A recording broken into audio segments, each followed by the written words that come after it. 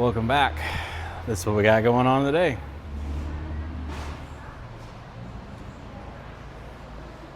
So East Coast Gear Supply sent our diffs back. So I'm gonna start putting the diffs at least in the front of this thing. Then I gotta do some stuff on Jill Sequoia. But let's get this front diff installed. All right, so first step, which I didn't catch on camera, is I took a little whiz wheel and we cleaned this whole surface up. And then also cleaned up the edge of the diff, a little brake parts cleaner and microfiber. We're gonna put some RTV on it. So the only RTV I have never had an issue with is Permatex Ultra Gray. So just so happen to have a new pack. We don't have any half-used ones laying around here right now. So it's the only one I've ever not had an issue with. All the other brands, they've always leaked on me. So I just pretty much exclusively use this stuff. Even the black, the Permatex Ultra Black, I just had issues with. Ultra Gray. So all we gotta do is, you don't need a lot, but you need enough. A little bead, roughly about in the middle. You want to put it in the middle because it's going to squish and go inside and outside. If you put it all the way on the inside, you might have the issue that those Subaru engines have, that we still have. Someone went ham on the RTV on the oil pan gasket, and the RTV then went all in the motor, because when they squished the oil pan down, the RTV squished into the oil pan, and then the oil pickup grabbed it, threw it into the screen, which blocked oil. Some of it went into the pump as well. Wow, this is a diff and it will instantly chew it up. I'm more worried about like the outside seals and such. So do that. Our studs came out of all these lower ones.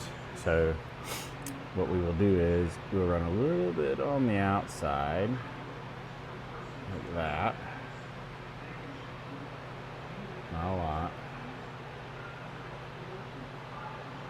I kind of do these for the ones that are below the diff fluid level. All the other ones I'm not too worried about. And the diff fluid level would be, that's your back side of your fill plug. The diff fluid level sits about right here. So diff fluid essentially will be always on these when it's sitting. So pull on the outside too, not a big deal. All right, so it all looks good to me. Again, you don't need a ton of it. You need just a little bit. It's gonna come oozing out the sides anyways. And then leave a little tip on it sticking out like that. So next time you use it, all I do is break off that little bit. It should come out of the little straw.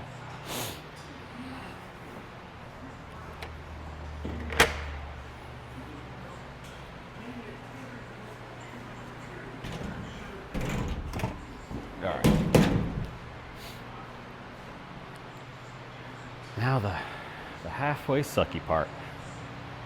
What we're gonna do, we get 2 nuts, 2 washers. Set those on top of the axle right here. You gotta pick that whole third member up and set it in here. And she ain't light. Oh yeah.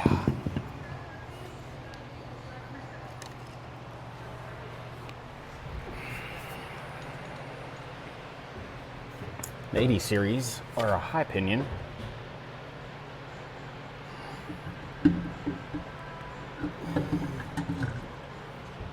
So you can see high pinion.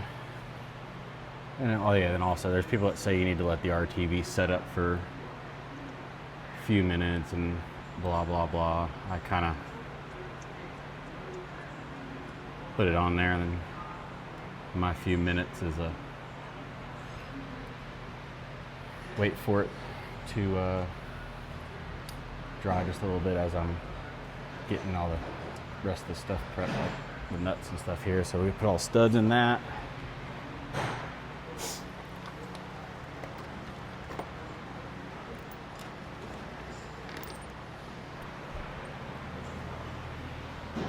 Kind of wish I would have bought new studs.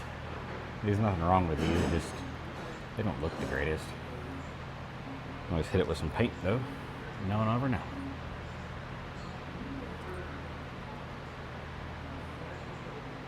Yeah, they're still good. Still plenty of threads all good on them. They're not like super rusted out. They just don't look the greatest.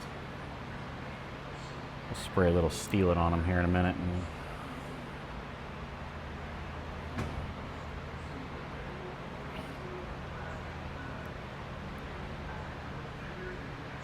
And then used East Coast Gear Supply to rebuild the diffs. I know how to rebuild Toyota diffs and how to rebuild diffs in general. I'm actually pretty dang good at it. But East Coast Gear Supply, we're a dealer for them, so you still get their amazing warranty. So if I rebuilt the diff, my warranty would rely on me. The East Coast rebuilds this diff and re-gears it for us. The warranty's on them. So if we ever have an issue with this thing, all I have to do is pull it out, send it to them, and they rebuild it. And since we're a dealer for them, if we do rebuilds here, if you brought your 4Runner, FJ, or what have you here for us to do a re-gear or locker or something on, we go through East Coast Gear Supply as well, and the warranty transfers to you, which is really, really cool of them. All right, get a 12.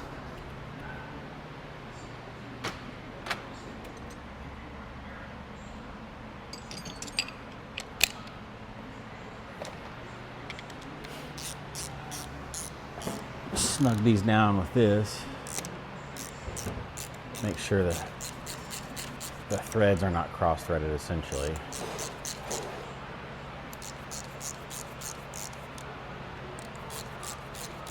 I'm not going to tighten them all the way down by hand.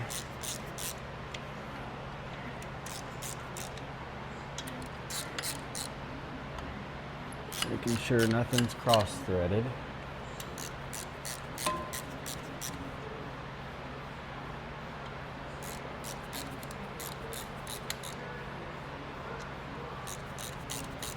All right, nothing's cross-threaded.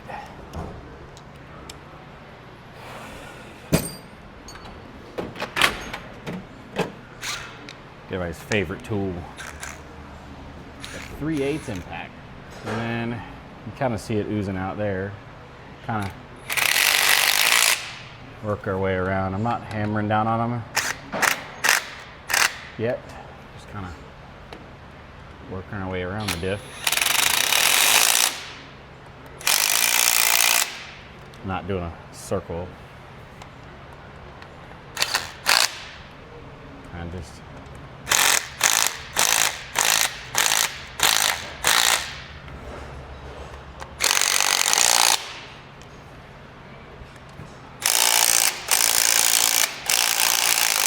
no one ain't happy. Threads are perfectly fine. It's just not happy to be here today.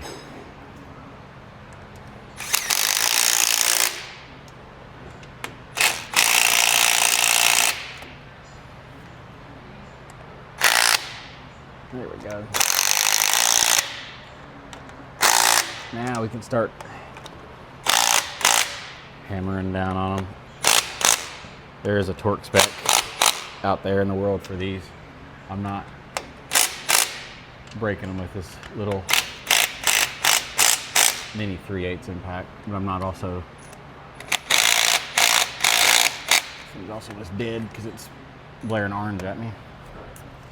We're just getting them snug. We'll come back with the actual wrench and test them by hand. This one is just not happy at all.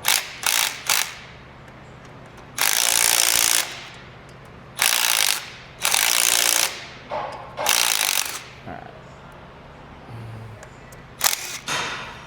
Let's go find us a bolt for this one.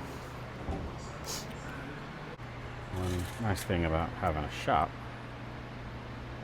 with all the tools is we have bolts for all the things. Alan's just gonna get a bolt. And set the impact down somewhere else. Oh, I see what's going on. The nut on the stud. The stud is perfectly fine. See if I can get you guys in view. The stud is perfectly fine. The nut though is all cross-threaded on there. Must have been like that when I took it apart and I didn't realize it. Oh, it's 13.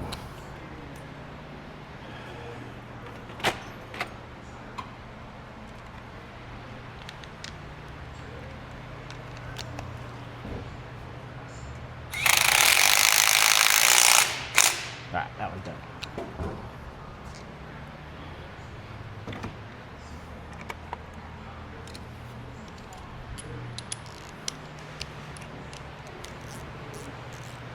And come back by hand. We're just making sure all is well.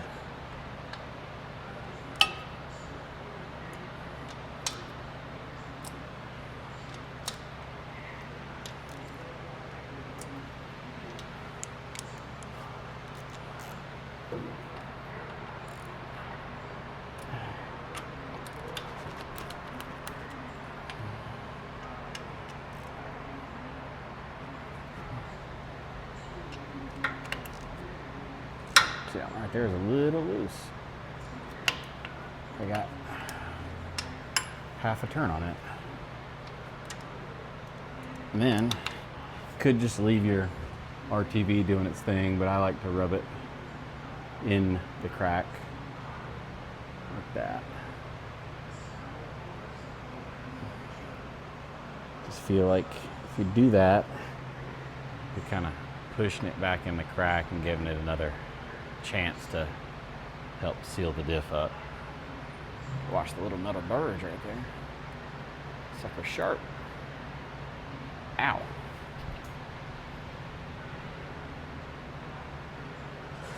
And then let that dry for 5-10 more minutes and we'll come back and spray all that with some Steel It. All right, that's set up for a few minutes, and now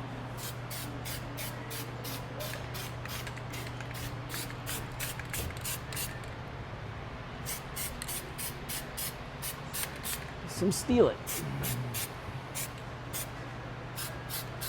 No more rusty hardware. All right, just realized I did not film an outro for this, so that's the end of the video. It's just getting the third member in. See you guys later.